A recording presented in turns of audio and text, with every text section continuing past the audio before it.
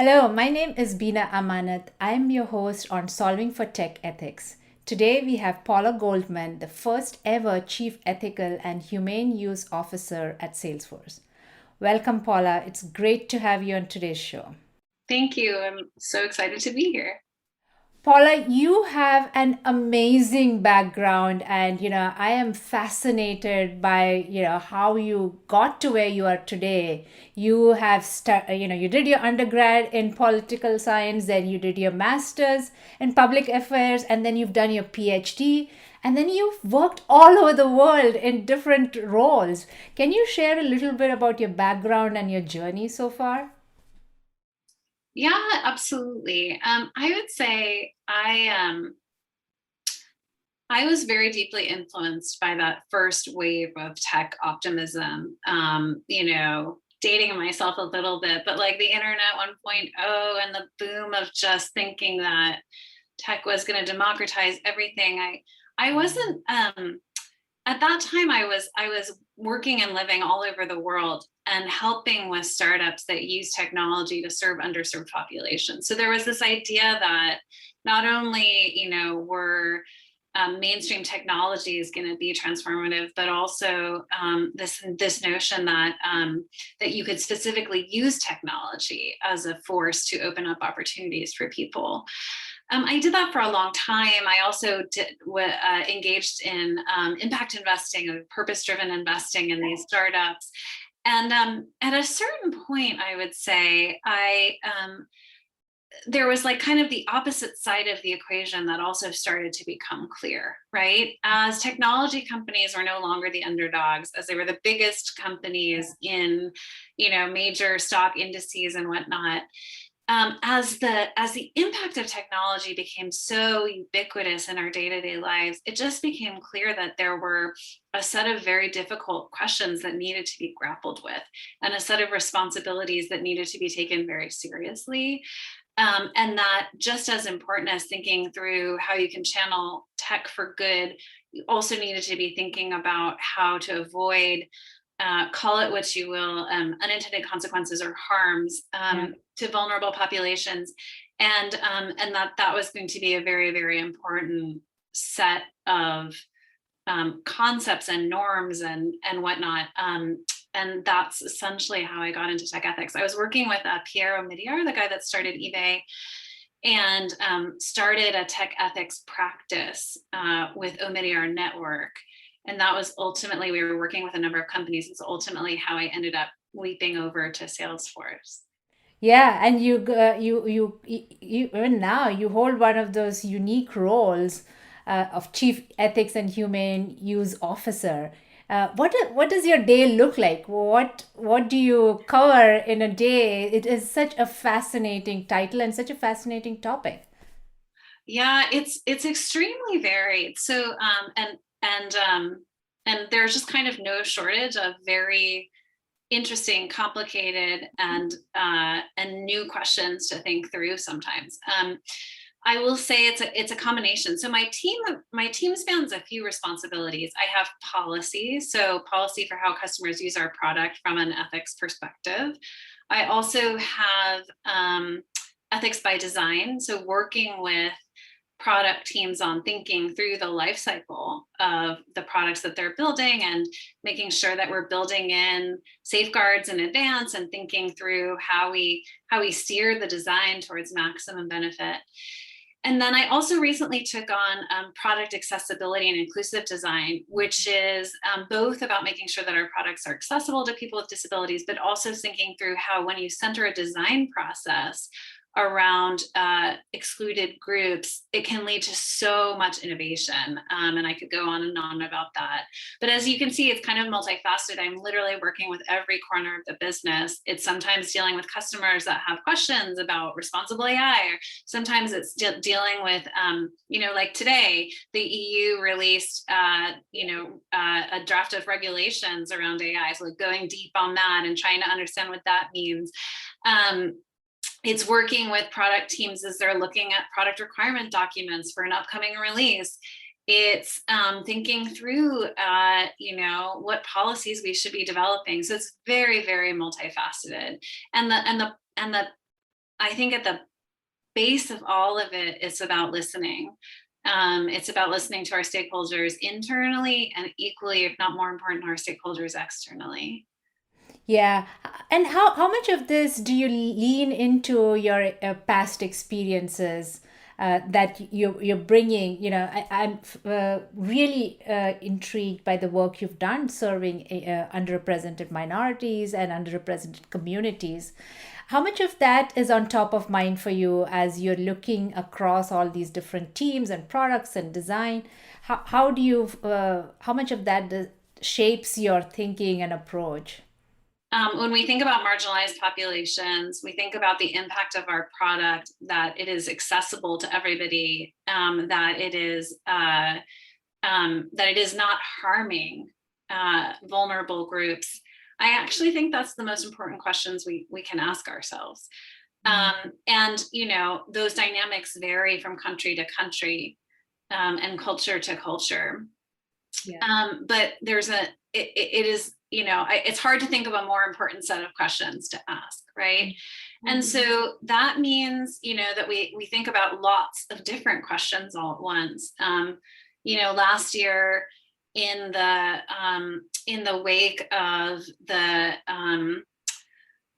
racial justice crisis in the United States, we spun up an inclusive language program within product that very much builds on existing inclusive language work across Salesforce, but gets very deep into our technical content and code, and remediates terms like master and slave and whitelist and blacklist. But we did that knowing that there's kind of the outcome of, making sure that we're not using terms that are hurtful and have a racist legacy, but also that we're thinking about the process and bringing in stakeholders into that process. So we had a number of groups from both internally and externally weigh in into kind of like what terms need to get prioritized and who, and sort of how we prioritize them and by what criteria and whatnot.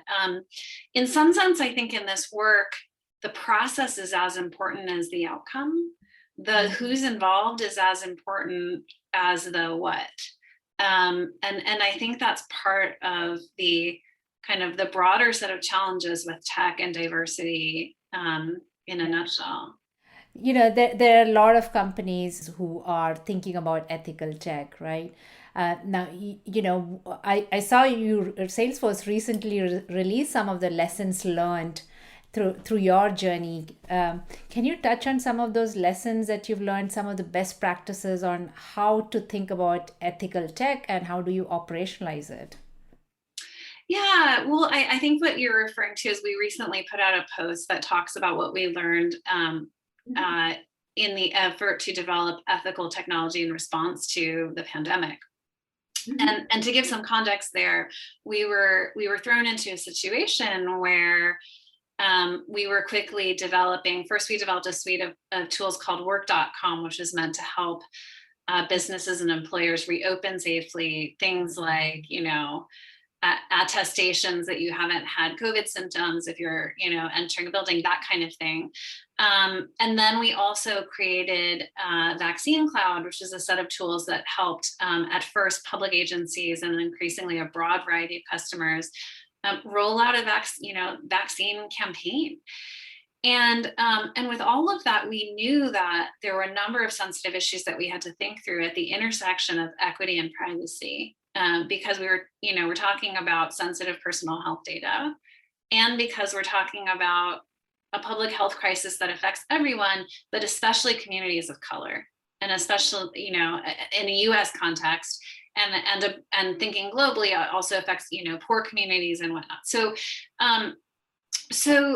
having said all of that, and because there is no standard for what does responsible pandemic response technology look like, we had to start with the basics, right?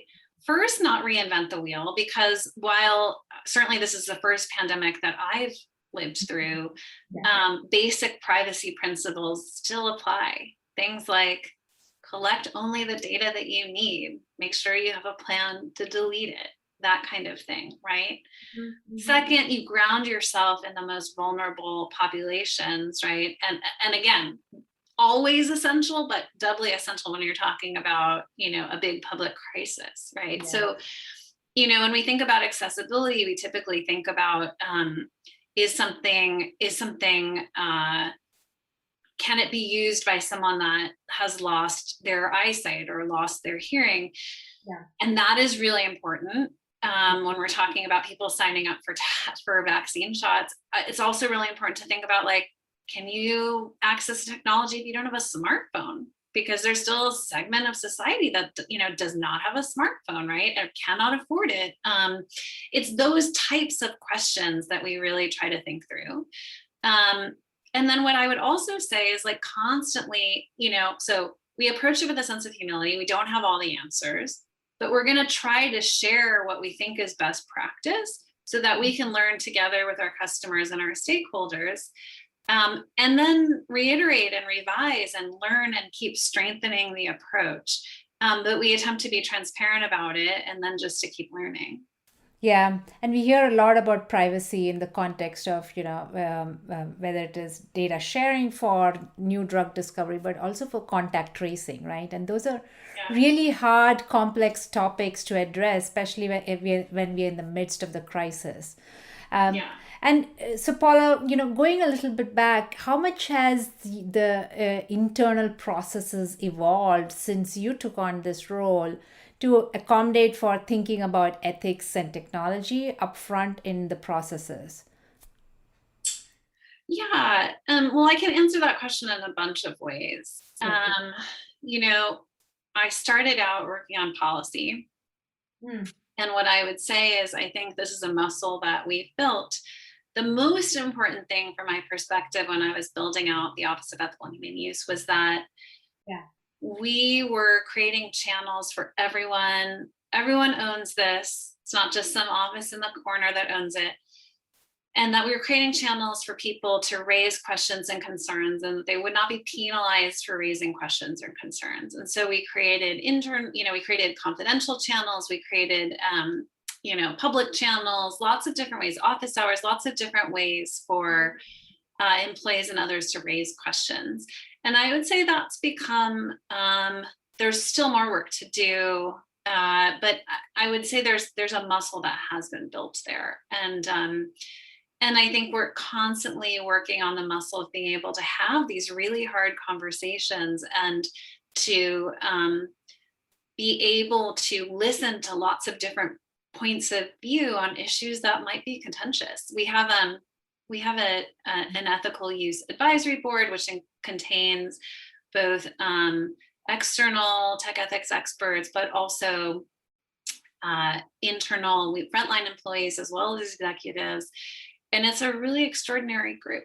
And we have a lot of really hard conversations about, the most difficult issues. And I think that's another muscle that we've built, right? Is that kind of, it's deliberative by design. It is an infrastructure that is meant to take in as many inputs as possible before we make these really hard decisions.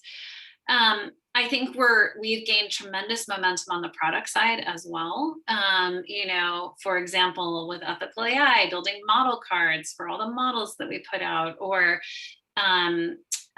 thinking about the ethics of particular technologies that we're developing. I think we have more work to do there, and there's not a blueprint for how to do it. But I'm just incredibly heartened with the progress that we've made thus far. And I truly believe it's something that it's deeply important for our standing in the market. It's deeply important for us to be able to share this work. It is not perfect. There are no doubt, there's so much work to do and so much work left to be done. But I do think that, I guess what I would say in summary is, I think we've developed a lot of muscle. It is still early innings for this general body of work across tech. I think about it like when the security industry got started, like in the 90s. when there were viruses going around, and this notion that you could create teams that would help set standards, and that, Mm. there was a lot of skepticism at that time. Like, how could you possibly predict all the different ways that people might try to hack your system? Yeah. um, I would say there's a similar set of obstacles around tech ethics today. um, but I see it going in the same direction, that is towards standardization, towards a set of norms around what best practice looks like, a set of processes, and ultimately a set of kind of shared standards that can be set across the industry and with civil society. So, Paula, you touched on this a little bit about how it's important for Salesforce brand and the products you're building. What are some of the benefits that you've started seeing since the focus on building ethical tech and embedding ethics into everything that you're doing? I would say a few things. First of all, customers are asking for it, especially with respect to AI. But you better believe that our public sector customers around vaccine technology are asking, and thank goodness, the same questions about privacy and access and all of that kind of stuff. Um, and so I would say, one, it helps us be more responsive. But we don't, as I was saying, we don't handle it as if like we're the ones with all the answers and we're just delivering this to our customers. It actually starts a conversation with our customers, right? Because they have questions, and they're dealing with their own set of best practices and risk mitigation. So it is an amazing conversation starter, I will say.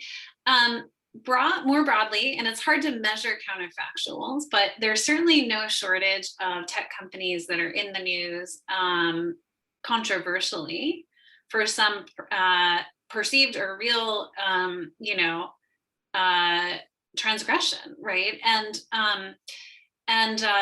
certainly, it's hard to directly say like this work prevented a negative headline, but I am quite certain that is an additional benefit to it. But what I would say, kind of most of all, is it's incredibly motivating for employees and for our broader stakeholder community. We have a large community of admins. Our broad customer community, our nonprofit community, our .org community. People really care about this stuff. People care about working for and with a company that has strong values. And I think even when we don't have all the answers, the fact that we're willing to take a forward-looking stance on it, I think makes a big difference. That is so true, and it's becoming one of those, like every company has its ethics manifesto or integrity manifesto, right? Talking about technology and how it's being used and its impact. It's becoming part of that core value prop of the company, the brand. And we know that there are different ethics roles that are evolving, whether it's an individual ethicist role or a C-suite role like yours. But at the end of the day, ethics is still a team sport. How, when you started on this journey, how did you get your leadership and all your employees rallied behind this notion of going down this path? Yeah. Well, and I also want to go back to the question you asked before. So let's go back to that. But I'll answer this question first, which is, how do you rally people around it? Essentially by just opening up the door. By opening up the door so that people can ask questions when they've got something that just kind of tingles their sense that something might be complicated and worth looking into. Being transparent about the decisions that we've made, both proactively the decisions that we've made, and also the decisions that we haven't made, right? From a policy perspective, telling the stories of how certain features got developed, right? And seeing the opportunity to replicate that. So for example, one of the things that we saw early on was in our ethical AI work, we started developing features that helped customers know when they were developing their own models, when they were introducing variables that might create bias in their models, right? So, for example, you might there might be a lot of valid reasons to have zip code as a variable in a model, but it can also be highly correlated with race, which can introduce bias, right? So having little warning signals in the actual product, we saw that feature, and then we saw its potential to replicate it across our product suite. And I think just showing those ethics can seem big and abstract and impossibly complicated. You show these small little tweaks that make a really big difference, it can open up, the light bulb goes off for people, and they see how they can also do similarly within their own realm of influence. Fascinating. Did you launch it out as an official learning program, or was it more of multiple town halls?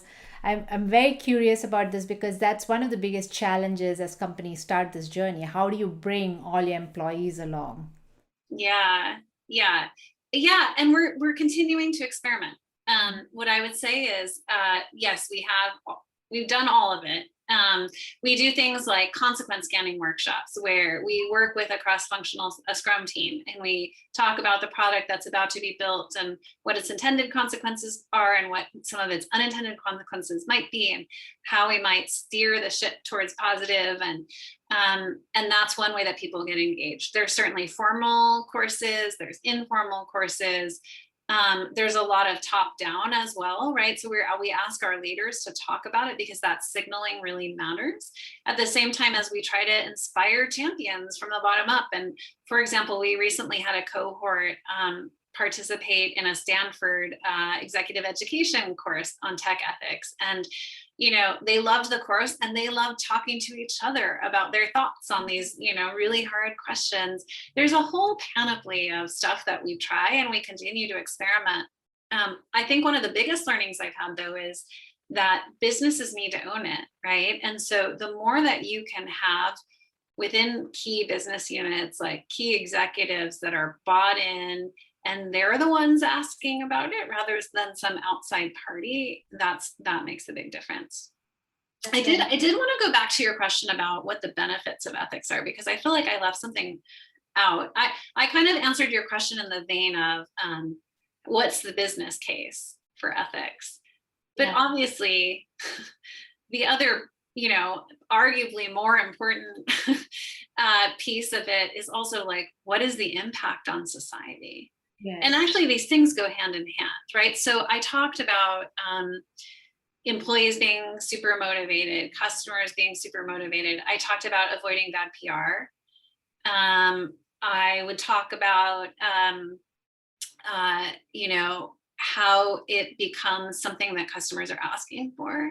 But at the end of the day, people are not going to use products unless they trust them, right? Mm-hmm. And so when we think about, for example, vaccine technology, if it doesn't serve everyone, it has failed, right? Yes. So in some sense, it's fundamental. It's there are a lot of cases or circumstances for which the success of its product and its ability to reach a broad population equitably and respect the rights of the people who are using it's fundamental to the success of the product and to its impact in the world. That is so true. The broader societal impact, right? And I always think of the question, just because your scientists could, they did without thinking about all the possible implications, right? And we almost at that point with technology, right? Instead of just blindly building it, take a step back and see what are the ways this could go wrong and proactively address it. Another question that comes to mind is also, we talk about tech, and in most cases, we're talking about it with interchangeably with AI, right? In tech, in this case, and ethics tends to be about AI because that's where the world is at today, and most of the usage is around AI. When you talk about tech, do you think about AI specifically, or what are the other technologies that you consider in your scope? Yeah, well, it includes AI, but it's not exclusive to AI. And I think it makes a lot of sense that a lot of the focus has been about AI. But I can tell you, you can do a lot of good or a lot of ill with very simple technology as well, right? And so I think we try to apply this to all of our products. And we have AI sprinkled across many of our products, but we're equally thinking about what does great service technology look like, and what does great marketing technology look like, irrespective of whether we're just talking about AI. And so I wish there were more talk about just the ethics of basic technology. I think that would be super helpful. So, Paula, there are also a lot of people interested in focusing their career on solving for tech ethics. What would your advice be to those who want to follow your path and focus on ethics and build a career around it? What's your guidance? Yeah, well, it's still early, and I think there's tons of opportunity. What I would say is, like, as I think about as I think about kind of the team that I'm building, is that there's generally a combination of skills, right? So it's policy plus ethics, or it's product management plus ethics, or it's tech research plus ethics. So it helps, I think, to have some of the sort of the disciplinary skill, so to speak, plus the kind of passion and deep knowledge about tech ethics issues. But I would also say that it's early enough that it's being shaped and there really are no rules, right? I think it's early enough that people can dive in and shape it, and that I know there are tons of companies that are creating their own AI ethics practices, if not their broader kind of. I also hear it styled sometimes as like data citizenship or data ethics, or there's lots of different flavors of it. And I think just like getting your foot in the door now when it's still early, lots of things are possible. Yes, and there's also so much happening in terms of research and NGO space. Uh, Yeah. Personally, and for your role, how do you stay on top of all the research that's happening in this space? Having an amazing team that's staying on top of it, but also I would say, like, just cultivating a network of, we have some extraordinary scholars that are on our advisory board, really listening to the news, although it's sometimes hard to pick apart because so much of the news is about like the latest controversy of the day, as opposed to, if you really follow the research, you get deep insight into kind of the nature of problems that are appearing, but also the nature of potential solutions. And it's a great question because it's actually in some sense more important than following kind of the controversy of the day. Paula, thank you so much for joining us on the show. I really enjoyed our conversation. There is so many great lessons and best practices that you've shared across different dimensions. I am curious to hear if you have any parting words for our audience on solving for tech ethics. I think the only last thing I would say is this is everyone's job, right? Whether you work in a tech company or not, whether you work in government or civil society, or you're just interested, you're interested for some other reason. This is everyone's job, and ultimately, these are questions that pass through democratic processes. These are some of the most important public questions of our time. And so I just encourage everyone, no matter where they sit, to think about the impact that they can have on these issues. Thank you for listening to Solving for Tech Ethics from Deloitte. Don't forget to subscribe and check out more on trustworthy and ethical tech at the link below. This podcast is produced by Deloitte. The views and opinions expressed by podcast speakers and guests are solely their own and do not reflect the opinions of Deloitte. This podcast provides general information only and is not intended to constitute advice or services of any kind. For additional information about Deloitte, go to deloitte.com/about.